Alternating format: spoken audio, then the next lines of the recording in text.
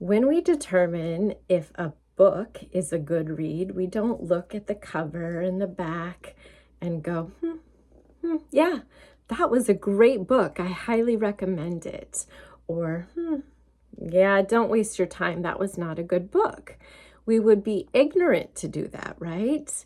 We would instead take the time to read the pages, understand the story more fully and in depth before we would pass judgment on that book, before we would provide feedback to others on that book, before we would even open our mouths about it. It would be foolish of us to go, yep, I read the title and now I'm an expert on this story, right? So when it comes to people, should our judgment be different? If anything, it should be even lessened. But we should take the time with people to not just look at their exterior, their cover, but take the time to understand their story, the internal pages of who they are, what they've been through, their life experiences, before we consider passing judgment on them, before we label them or decide that they're a good book or a bad book, right? You know, I can sit here in a buttoned up blazer and present one way, but if I stand up and you see that I have ripped jeans on, does that change how you receive my message? You know, if you know that underneath my professional blazer, I'm wearing a corset because frankly, it's more comfortable than wearing a bra, does that change how you perceive me?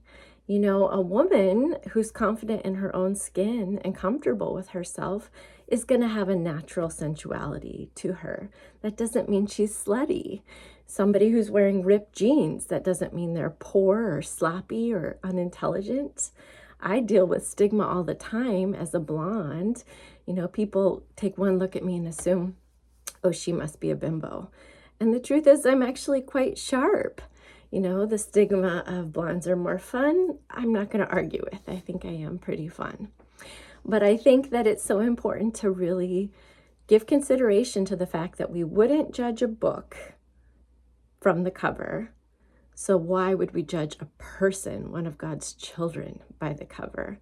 And I started counting verses in the Bible that command us not to judge others. And I got up to 37 in total, and I stopped counting from there, so there could be more.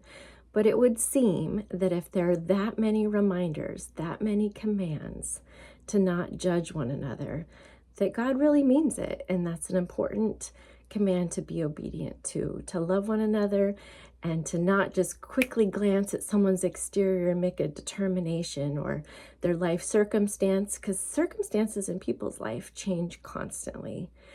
And to really take the time to read the pages of their story, to understand the chapters of their life, and to not pass judgment even after doing so.